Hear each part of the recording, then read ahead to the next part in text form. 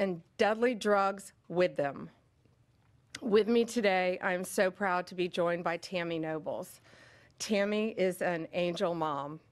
Her beautiful daughter, Kayla Hamilton, was murdered by an MS-13 member in 2022. Kayla had just turned 20 years old, and she was raped and murdered by someone who should not have been in our country.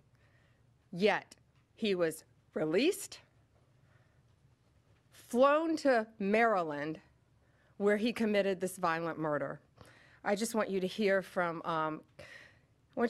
Tammy. Tammy represents not only herself and her family, but all of the great angel moms around this country who have suffered because of what the Biden administration did, and it is over.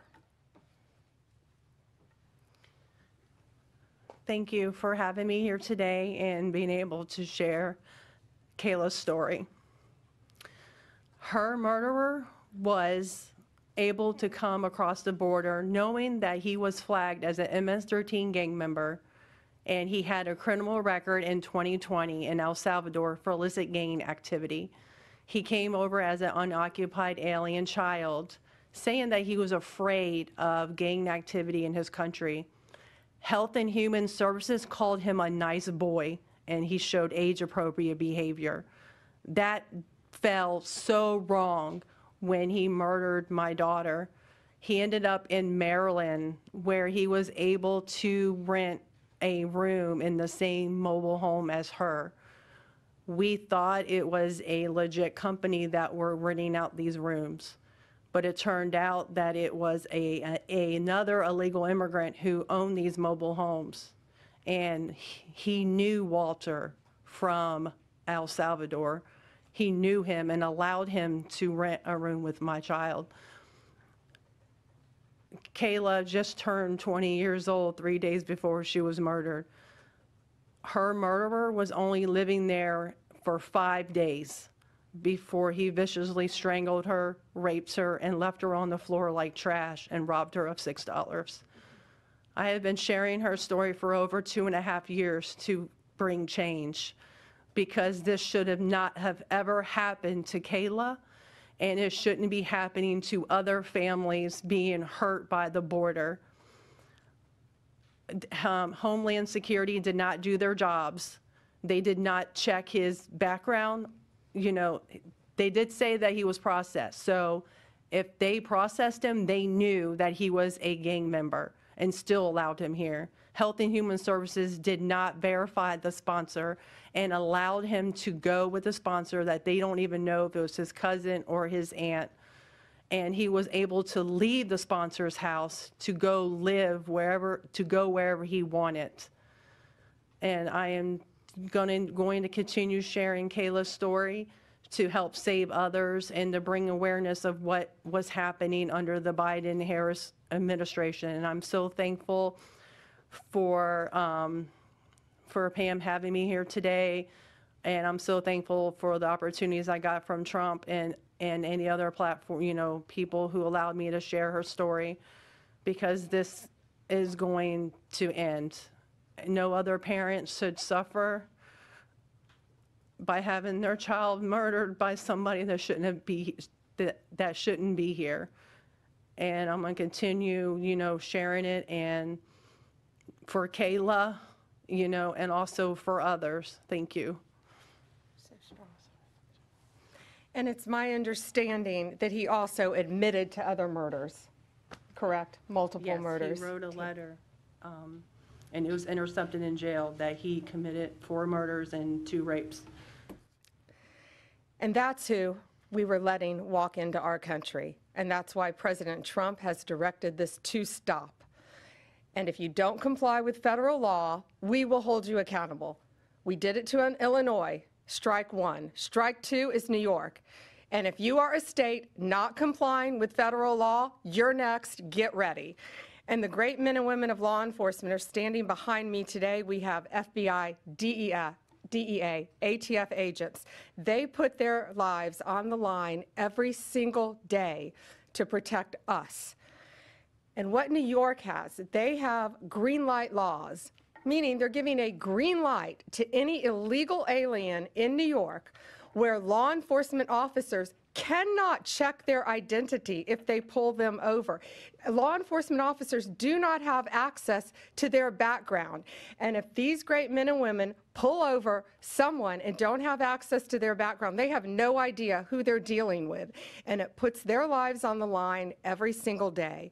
Violent criminals, gang members, drug traffickers, human smugglers will no longer terrorize the American people. And that is why we are here today. You will be held accountable if you do not follow federal law. It's over, it ends, and we're coming after you. Questions? We have time for a few questions. David Spunt with Fox News. Madam Attorney General, thank you and welcome to the Justice Department. Thank you. I have a quick on-topic and a quick off-topic Sure. question. On-topic, in your executive order or in your orders on the first day you were here, you talked about working with the Justice Department, or these sanctuary cities, as you say, will be Yes. punished. Today you're putting people on notice. Right now, we're just lawsuits. Is this going to go further? What kind of punishment are we talking about? Is there any grounds to charge individuals, charge politicians? How far is this going to go? Well, we're going to see what they do next, David. We have sued them all. We've personally sued the governor, the attorney general, Letitia James, and Mark Schroeder with DMV because he has the green light laws. So what they have to do, they have to start complying with federal law.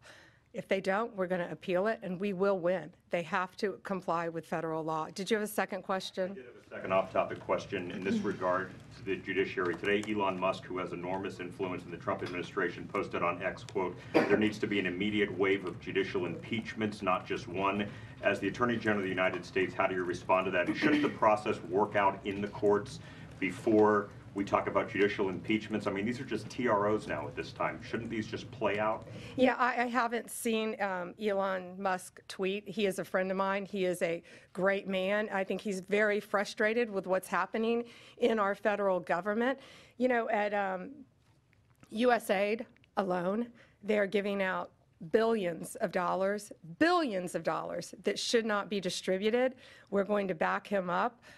You know, we work our whole lives in this country, and we all pay taxes in this country. And for people to find out that $2 million is going to Guatemala for sex changes is outrageous.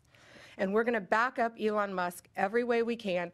That includes lawsuits against these people who are doing that, and we will be successful. Do you have concerns about judicial impeachments? That's not going to happen now. We're going to look at everything. We're going to follow the law right now. We're going to follow the process. These are federal judges with lifetime appointments, but they will be struck down ultimately by the Supreme Court of the United States if the appellate courts don't follow the law as well. Alana Richer with the AP. Hi. Hi. Thank you so Nice much. to see you. I also have an on-topic and an off-topic. Sure. First of all, can you just briefly walk us through what the legal claims are you're making in this lawsuit? Yeah, absolutely. So the green light laws are that this is what the green light law says. It's a green light to illegal immigration, which says they can comply. That law is unconstitutional. They can't do that. And what they've done is they have a tip-off provision that requires New York's DMV commissioner to promptly inform any illegal alien when a federal immigration agency has requested their information. So think about the men and women in law enforcement behind me. That's basically, that's not basic. It's tipping off an illegal alien, and it's unconstitutional. And that's why we filed this lawsuit. And that's why we charge Mark Schroeder, too, because he runs DMV. Oh, I'm sorry, you had a second question. Yeah, my off-topic question. I wanted to ask about Mayor Eric Yes. Adams' case. As of at least a few moments ago, SDNY still has not dropped that case. Have you or other DOJ leadership spoken to the acting U.S. attorney in SDNY since the memo was sent earlier this week? And what will you do if she refuses to drop the case? I have not spoken to her. I know our acting DAG, Emil Bove, has spoken to her, and Chad Mizell may have spoken to her, but that case should be dropped. It was done at the directive of Emil, so that case should be dropped. I did not know that it had not been dropped yet, but I will certainly look into that. Reagan, Daily Caller. Hi, thank you. How are you? Tom Homan suggested this week that someone from within the FBI may be leaking information about the ICE raids and that such could be putting officers' lives at risk. Has the DOJ gotten any closer to determining if these leaks are coming from within the FBI? And what will the consequences be if they can identify the leakers from the FBI? Excuse me. Well, first, I can't talk about anything that is ongoing, and that is ongoing. And it's really for the similar reasons of what I said earlier.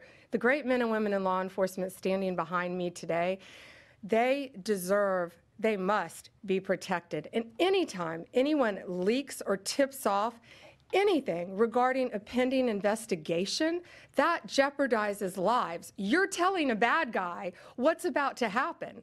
It could jeopardize the lives of all the men and women in law enforcement. We will not stand for it.